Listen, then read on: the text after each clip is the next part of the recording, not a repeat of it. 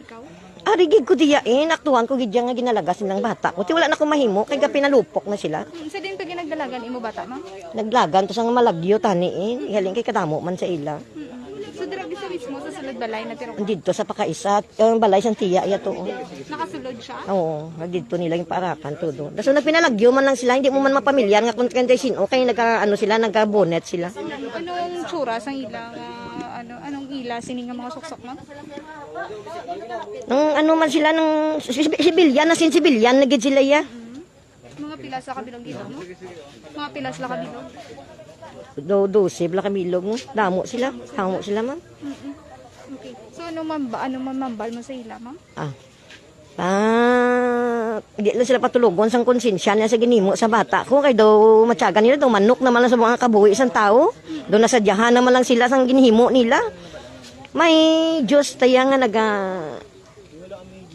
hatag sang kabuhi. Hindi sila dapat magkuha sang kabuhi sang tao. Kay tao man lang sila. Kabay sining ko nga hindi sila patulugon sang ginimo nila sa bata ko. Hindi na kinamatarong nga ginimo nila sa bata ko. Kabay nga naintindihan man nila ang akong ginhambal. Kay hindi man rason nga otoridad sila. May obligasyon sila. Ibutang nila sa mga kamot nila ang layi nga ginatawag. Wala na gali. Kaso subong ang layi. Kay siyempre, Duterte administrasyon, pinatsanay na lang galigidya kung makasala ka. So ma'am, may idea ka, ma'am, nga may warrant sa inyo siya? Oo, may warrant naman gina siya. Ako na gani, nag-upo sa iya, nga gina-acceptar ko na siya nga hindi gin man siya. Anong hambal nilang mga hindi siya gusto mo? Nga, hindi ko magsungpa. Nga mama, nga ako. Bato, gid siya yan. Kay hindi naman siya kagwanta sa sulod presuhan. Kay kabalo man sa sampatakanan sa sulod Kapila presuhan. kapila sa magbalik-balik sa presuhan mo? Alin siyang gamay sa, do ti minors pa man to sa iya. Halin naman na sa samunti mo. Kason inibing last nga nagwa siya. Do kadua man lang na sa na Gin-serve yung gidang sentence. Ano nga kaso before, ma'am? Kwan man lang na, gagmay man lang na. Kay kung dako kung hindi na sa kagwa. Pero ano nga kaso? Mga 9165 man lang na. Muna nabasahan ko, muna oo.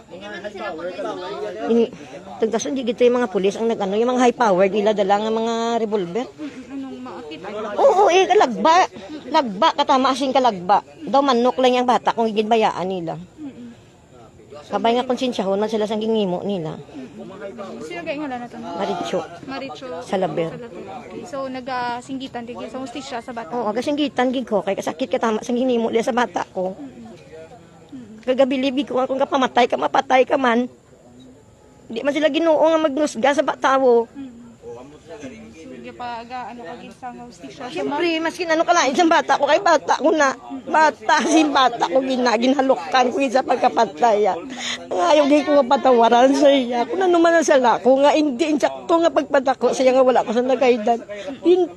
Ginangayo, di ko patawad sa iya dahil palangga ko na sa palangga, masina muna sa. Bisan pasaway ko siya. Masin pasaway na sa iya, palangga ko ginasa. Galing wala na gisaya ka pamati sa akon. Wala ko mahimo.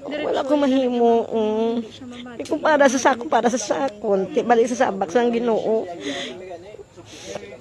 Kabalo naman na sa mismo sa sala nga ginahimo iya.